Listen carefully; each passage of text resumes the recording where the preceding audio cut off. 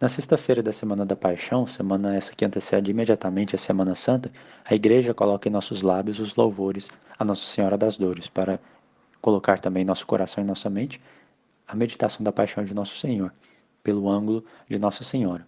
Nossa Senhora prometeu a Santa Brígida da Suécia que aqueles que rezassem todos os dias 7 Ave-Marias, enquanto meditasse em suas 7 dores, ela prometeu 7 graças. Quais são elas? Disse Nossa Senhora: porei a paz em suas famílias. Serão iluminados sob os divinos mistérios. Consolá-los-ei em suas penas e acompanhá-los-ei nas suas aflições. Conceder-lhes-ei tudo o que me peçam, contanto que não se oponha à vontade adorável de meu divino Filho e à santificação das suas almas. Defendê-los-ei nos combates espirituais contra o inimigo infernal e protegê-los-ei em todos os instantes da vida. Assisti-los-ei visivelmente no momento da morte, e verão o rosto de sua Mãe Santíssima. Obtive do meu Filho que os que propaguem essa devoção sejam trasladados desta vida terrena à felicidade eterna, diretamente, pois ser-lhes-ão apagados todos os seus pecados, e o meu divino Filho e eu seremos a sua eterna consolação e alegria. Santo Afonso também testifica outras 4 promessas feitas por Nosso Senhor a Santa Isabel da Hungria. Quais são elas? Todos aqueles que invocarem na hora da morte a sua Mãe Santíssima sob o título de suas dores, obterão a verdadeira contrição de seus pecados, ou seja, morrerão arrependidos, serão salvos. Segunda, aqueles que lembrarem dessa devoção, Deus os protegerá em suas tribulações e os protegerá especialmente na hora da morte. Terceira, que imprimirá em suas mentes a lembrança de sua paixão e terão a sua recompensa por isso no céu. Quarta, que ele encomendará tais almas, Nosso Senhor encomendará tais almas devotas às mãos de Maria, para que ela obtenha para tais almas todas as graças que quiser derramar sobre elas. Por isso, se você tiver alguém da sua família, que você pensa que precisa de mais graças, você pode entregá-la às mãos de Nossa Senhora das Dores, e elas viverão com certeza vidas melhores. Falemos primeiro um pouco a respeito de Nossa Senhora, sobre a alma dela, para melhor entendermos suas 7 dores. Santo Tomás explica que o corpo se ajusta às operações da alma. O corpo se ajusta às operações da alma. O que significa que, se nós começarmos a praticar atos de virtude, nosso corpo literalmente se acomodará a elas, a essas ações de virtude. E o contrário também é verdade. O corpo que começa a praticar vícios se acomodará a esses vícios e, por consequência, ele se quebrará. Por quê? Ele foi feito para praticar atos de virtude e não atos de vício. Assim também é o controle, ele foi feito para trocar canais e não para ser a raquete de ping-pong. A mesma coisa ocorreria se você, por exemplo, andasse com um cavalo, sobre o asfalto. Pode ver que o casco do cavalo não foi feito para andar no asfalto. Você começa a andar no asfalto, o casco dele vai quebrando. Para isso que colocam ferraduras. Mas o cavalo nenhum na roça anda com ferradura. O casco dele funciona na roça, porque foi feito para andar na roça, ali no mato, na terra. A vida de Nossa Senhora, então, foi uma vida de perfeita virtude. Todos os seus atos foram perfeitos e virtuosos. Portanto, o corpo de Nossa Senhora era perfeitamente disposto para as operações da virtude. O pecado, porém, nos deixa insensível. Por exemplo, quem começa a abusar da comida não sente mais prazer com um pouco de comida, então precisa comer mais. Ou quem começa a usar droga tem que usar mais droga ainda para sentir o mesmo prazer que tinha com um pouquinho de droga. A mesma coisa com todos os vícios.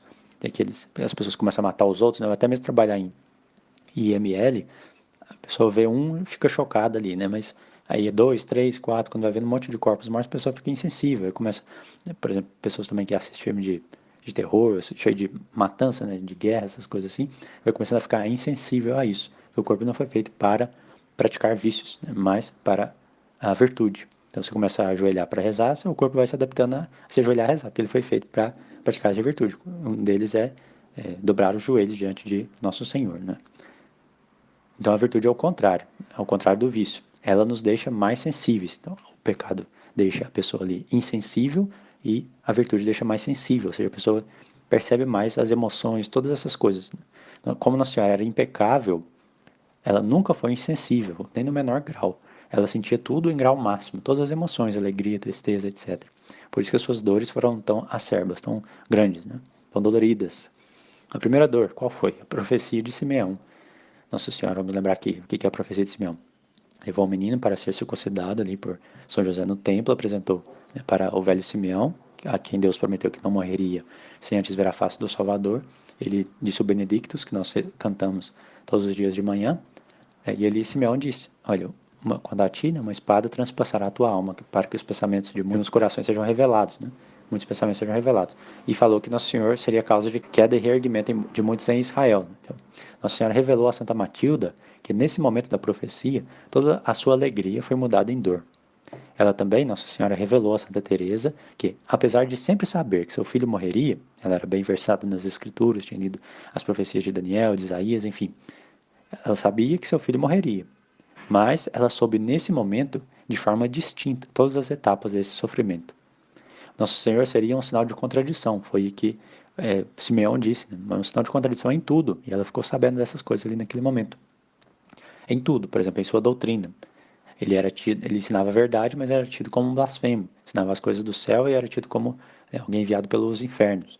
Apesar de nobre e ascendência real, ele era o rei legítimo, ele era tido como um mendigo, né, filho do carpinteiro. Ele era a própria sabedoria encarnada, mas foi tido como um ignorante ou como um falso profeta. Ele ensinava as coisas da sabedoria divina, mas foi tido como um louco. Ele jejuava sempre, né, mas era tido como um glutão. Nunca exagerou na bebida, mas era tido como um beberrão. E até mesmo foi considerado como um mágico, ou seja, alguém que operava pelo poder do demônio. Ele expulsava os demônios e acusava ele de expulsar pelo poder do próprio chefe deles, pelo chefe do demônio. Né? Então ele era tão mal visto pelos judeus que, quando eles levaram até Pilatos, disseram que nenhum julgamento era necessário para condená-lo. Tamanha a má fama que ele tinha. Nossa Senhora então consentiu a tudo isso tão perfeitamente que, de Santo Afonso, até os anjos ficaram assustados. Nossa Senhora viu todas essas coisas e consentiu, voluntariamente abraçou a vontade divina. E os anjos, vendo aquilo, ficaram assustados. Como assim, né? Que perfeição é essa? Por essa dor, Nossa Senhora recebeu o poder de revelar a nós as coisas mais escondidas. Sempre, portanto, podemos recorrer a ela para saber nosso defeito predominante, por exemplo.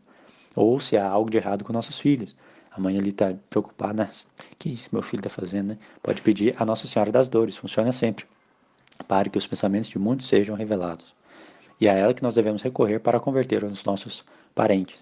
Porque Cristo ali seria um sinal de contradição para queda e reerguimento de muitos. Então, muitos que estão caídos serão reerguidos aí por intercessão de Nossa Senhora das Dores, pela primeira dor que ela sofreu. A segunda dor é a fuga para o Egito. Dizem, parece que é o mais certo, que a distância lá de Belém até o Egito deu 500 quilômetros, né? Porque o Egito é grande. Então, qual lugar que eles foram? Talvez o Cairo, enfim, 500 quilômetros. Ou seja, 30 dias a pé. Por isso, São Boaventura medita muito nessa fuga para o Egito.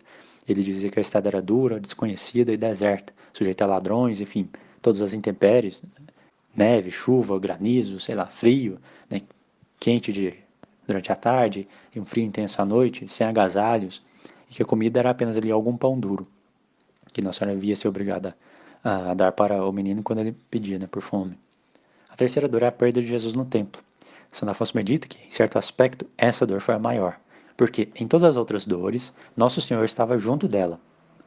Em todas as outras, ela sabia a causa perfeita do sofrimento de seu filho e consentia, mas não nessa dor. Nessa dor, ela não sabia, né? Ela pensava que era por sua própria negligência que tinha perdido o divino infante. Essa dor, para ela, foi a própria perda de Deus. Aqui, Nossa Senhora mostrou, entre outras virtudes, a perfeita paciência, porque ela foi privada de toda a consolação. E por isso também pode nos consolar quando nós somos privados das consolações. Quando a gente se converte, por isso que muita gente chega até na missa tridentina, enfim, na tradição, através de movimentos carismáticos, porque Deus nos dá esses docinhos, esses confetes, são as consolações, nos pescam através dessas emoções, enfim, nos dá uma sensibilidade maior ali, uma graça extraordinária. Mas depois ele tira isso, porque senão nós vamos ficar egoístas, nós vamos procurar as consolações de Deus e não o Deus das consolações. Isso não pode acontecer, então nós podemos pedir a Nossa Senhora.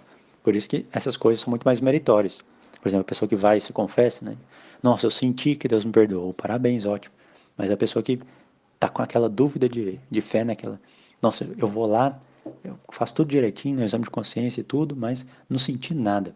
Mas essa pessoa continua se confessando, né? Toda semana ela tá lá, comungando, ela, não sinto nada, eu me esforço que faça a preparação, a meditação anterior, faço o jejum, 3 horas sem comer nada, eu vou, faço comum com atenção, com fervor, devoção, assisto à missa, faço ação de graças e tudo, fico pensando na Eucaristia, né, ainda faço um tempo de jejum depois ainda, e não sente nada, mas a pessoa continua comungando. Então isso é muito meritório, só de Deus. Ao contrário daquela pessoa que vai lá, quando sente, né? Senti que Deus me tocou. Aí comunga de novo, não senti nada. E abandona, né? Esperando um dia que voltasse às sensações, né? Esse é um dos erros dos principais dos carismáticos. A quarta dor é o caminho de Jesus ao Calvário. São Bernardino de Siena diz que as mães sentem as dores de seus filhos como se fossem suas próprias. Porque o efeito do amor é a união. Então a mãe ama o filho, quer se unir a ele, sente a dor como se fosse nela mesma. E Nossa Senhora estava tão perfeitamente unida a seu filho que as dores que ele sofreu no corpo foram as mesmas que Nossa Senhora sofreu na alma. Não é verdade que Nossa Senhora nunca sofreu no corpo, né? Tem gente que fala assim, tudo que Jesus sofreu no corpo, Nossa Senhora sofreu na alma. Isso é verdade. Né? Mas não vamos desprezar os sofrimentos físicos que Nossa Senhora teve também. Por exemplo, na fuga do Egito, né? Todas essas coisas. Foram sofrimentos físicos, né? Fome, enfim. Ela sofria ao ver seu filho sendo flagelado. Porém, dizem os santos que Jesus sofria mais ao ver a sua mãe sofrendo. Então ele estava lá sendo flagelado, podemos pensar aqui no filme do Mel Gibson, flagelado ali na coluna, atado, né? E sofria bastante. E Nossa Senhora vendo aquilo, sofria muito mais. Aí Nossa Senhora olhava para ela e via que ela sofria por amor a ele, e como ele amava ela tanto, né? O amor causa a união, então sofria muito mais por ela estar sofrendo. Por isso que ela é chamada também, um dos aspectos de corredentora. Ela mostrou perfeita resignação à vontade divina nessa dor. A quinta dor é a morte de Jesus na cruz. O martírio de Nossa Senhora foi o mais longo de todos, porque alguns tormentos duraram dias. Alguns podem ter durado até meses. Por exemplo, nós temos São Maximiliano que ficou preso lá no campo de concentração, né? Mas enfim, o de Nossa Senhora não durou algumas horas, alguns dias, alguns meses, durou décadas. Né?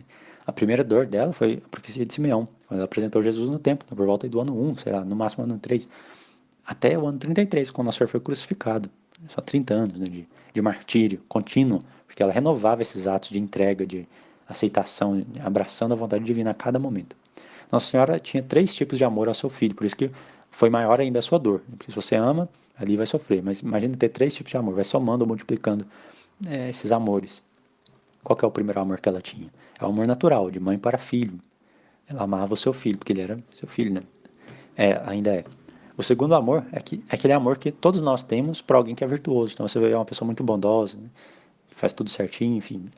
Essa pessoa naturalmente atrai as outras.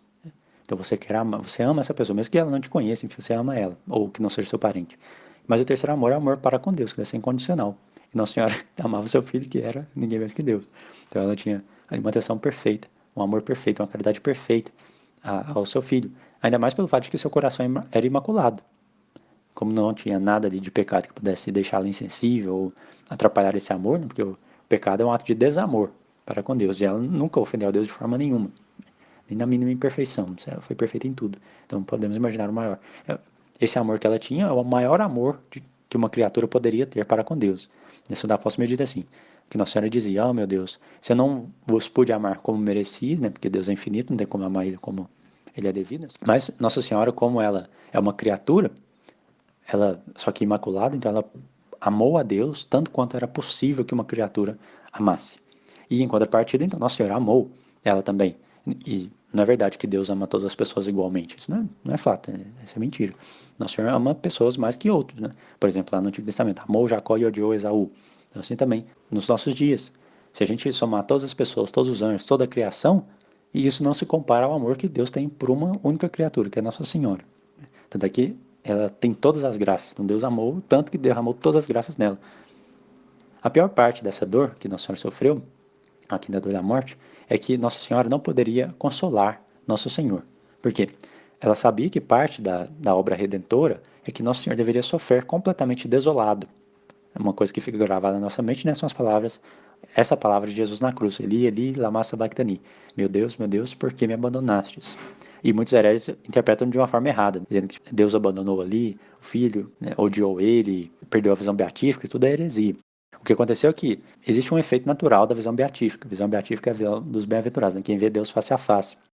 Deus Filho, encarnado no ventre de Nossa Senhora, via Deus face a face, desde sempre. Ele sabia quem ele era, ele se via a si mesmo. E quando você vê a Deus, por isso chama beatífica, dos bem-aventurados, dos felizes, dos beatos.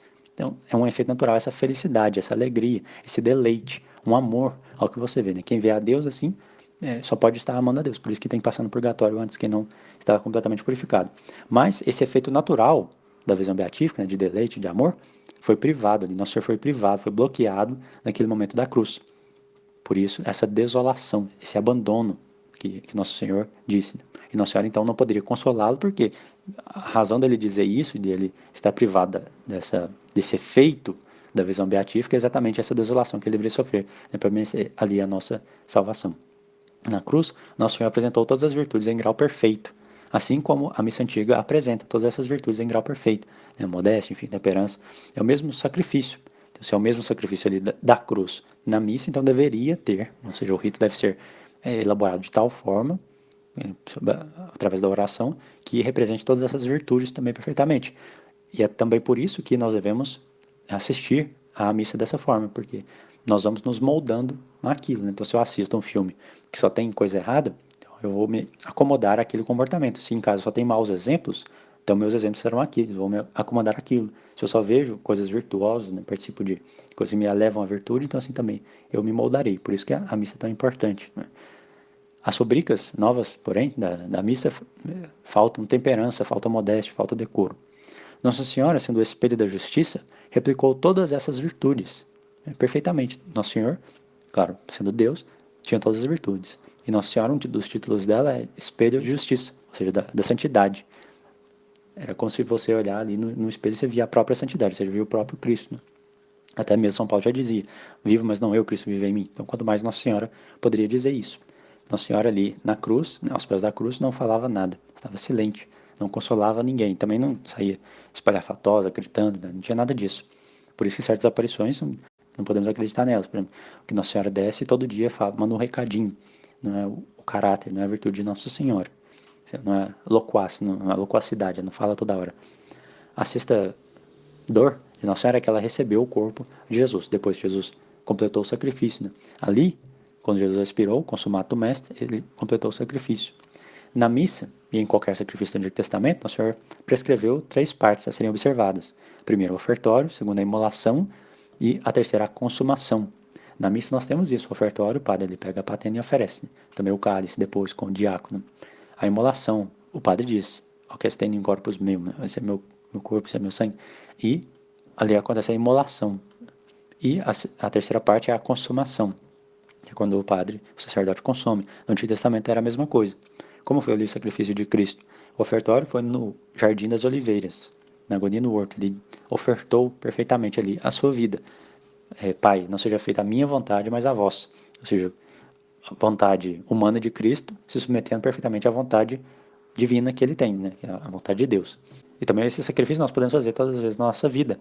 Quando eu quero fazer qualquer outra coisa, mas Deus me convida à oração. Então eu digo, Pai, não seja feita a minha vontade, queria fazer tal coisa, mas a vossa. Então eu vou e rezo. É um sacrifício que nós fazemos. Toda oração, todo ato assim, deve ser precedido de um sacrifício, nem que seja do tempo. Depois, a imolação de Cristo foi, claro, na sua crucificação.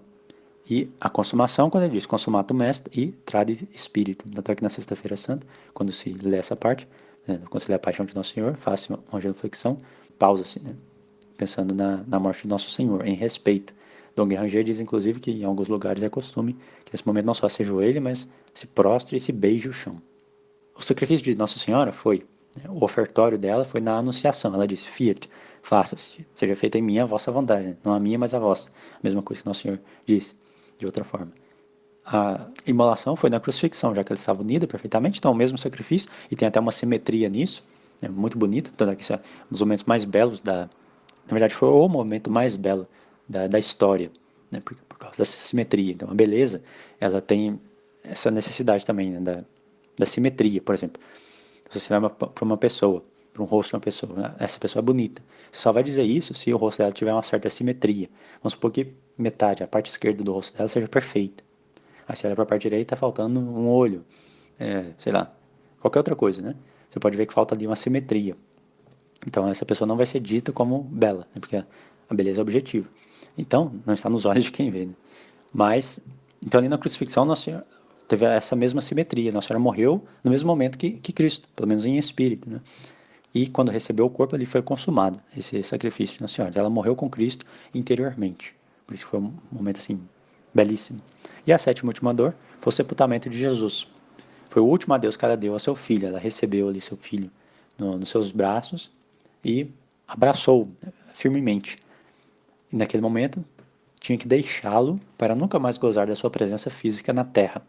Ela desejava, portanto revelou isso a uma santa, que se fosse da vontade de Deus, queria ser enterrada ali com seu filho. Ela disse ainda que naquele túmulo estava um corpo, mas continha 2 corações, o Nosso Senhor e o dela. Naquele momento ele dizia aos santos que aconteceu o seguinte, né? Nossa Senhora recebeu o corpo de Cristo e não como, assim, não querendo a vontade, enfim, mas tiveram que fazer uma certa violência, ou seja, naturalmente unida ali ao seu filho, tiveram que colocar ali, os homens colocaram no braço, no corpo de Jesus e retirando, né, sem bater, sem nada, não foi nada espalhafatoso, mas nessa certa violência para tirar o corpo ali dos braços de Nossa Senhora, né? E é claro, ela consentiu nisso perfeitamente. Aí diziam os santos também que os homens levaram o corpo de Nosso Senhor, José de Arimateia pediu a Pilatos que pegasse o corpo e deu o seu túmulo, né, que ele havia comprado ali, nunca foi usado, para Jesus. Também, essa parte é muito bonita, chama Planctus, na paixão de Nosso Senhor também. E foram os homens, seguindo o cortejo ali, Nossa Senhora e as outras mulheres. E os anjos, né, os coros angélicos seguindo o cortejo. Uma visão muito, muito bonita e muito dolorosa também, né? E ali depois esperando até a ressurreição. Né? Porque Nossa Senhora tem essa perfeita caridade e sofreu tanto nessas dores, ela é chamada de mãe compassiva, mãe que compassiva, né? Ela passio, ela sofre com, ou seja, ajuda ali na paixão, né? Está auxiliando ali na paixão. Por isso também ela conforta em nossas dores. Quem não sofre aqui na vida, né? Todo mundo sofre. Então nós podemos e devemos recorrer à Nossa Senhora das Dores. Essa mãe compassiva que vai, né, nos conduzir, nos consolar aqui nesse caminho das dores, nesse vale de lágrimas, até chegar à nossa Jerusalém Celeste. Não vou entrar aqui nas coisas mais profundas que teria, né? Não dá tempo, enfim, também. Mas que Nossa Senhora desfez, desatadora dos nós, ela desfez todos os nós que Eva fez no paraíso. Né? Todos os pecados que Eva cometeu ali no paraíso, Nossa Senhora, né, todos os vícios que Eva fez, Nossa Senhora desfez, fez exatamente o contrário ali no Calvário. Um deles, por exemplo, é o fruto. A Eva ali cobiçou o fruto, né? Recebeu, pegou o fruto, querendo a vida, querendo conhecimento e degustando ali o fruto. Enquanto que Nossa Senhora, o fruto que era dela, né? Aquele fruto não era de Eva, não poderia tomar. O fruto que era de Nossa Senhora, ela entregou, pregou ali na cruz, né? na árvore do jardim. Ela não tinha nenhum deleite, nenhuma degustação ali, né? Estava totalmente privada, desolada. As dores estavam acerbas, muito grandes, entregando ali perfeitamente. Seu filho consentindo naquilo, né? Eva desobedecendo, Maria obedecendo perfeitamente em todos os atos. Então por isso que ela desfez e ali, chamada corretamente, né, e muito dignamente deveria ser proclamada em um dogma de corredentora da humanidade. Nossa Senhora das Dores, rogai por nós. Em nome do Pai, do Filho e do Espírito Santo. Amém.